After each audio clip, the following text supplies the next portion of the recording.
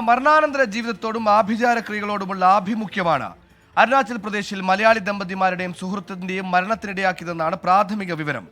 അരുണാചലിന്റെ തലസ്ഥാനമായ ഇറ്റാനഗറിൽ നിന്ന് 5.5 മണിക്കൂർ യാത്ര ചെയ്താൽ അസമിലെ മായങ് എന്ന ഗ്രാമത്തിലെത്താം. ഇന്ത്യയുടെ ബ്ലാക്ക് മാജിക് തലസ്ഥാനം എന്നാണ് മായങ് അറിയപ്പെടുന്നത്.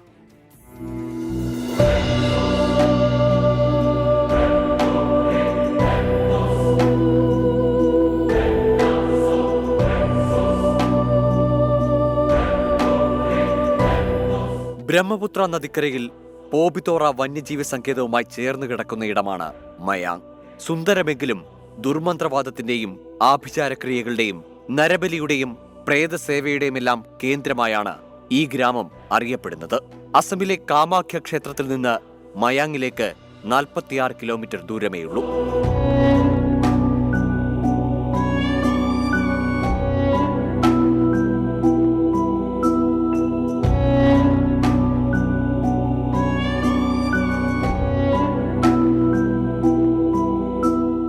മഹാഭാരതത്തിൽ പോലും മയാങ് ഗ്രാമത്തെപ്പറ്റി പരാമർശമുണ്ട്.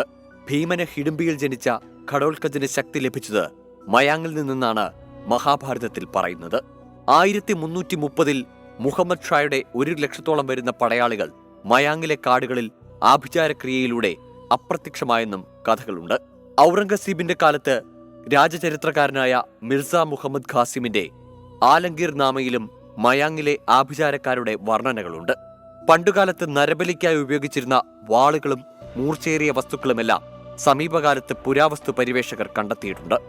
രാജമായങ്ങിലുള്ള സെൻട്രൽ മ്യൂസിയം ആൻഡ് റിസർച്ച് സെന്ററിൽ ആഭിചാരക്രിയ സംബന്ധിച്ച പല വസ്തുക്കളും പ്രദർശിപ്പിച്ചിട്ടുണ്ട്.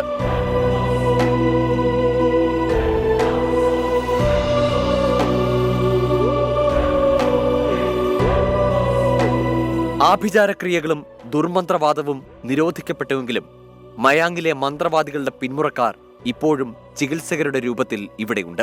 ബേസ് അഥവാ ഓജ എന്നാണ് ഇവർ അറിയപ്പെടുന്നത്.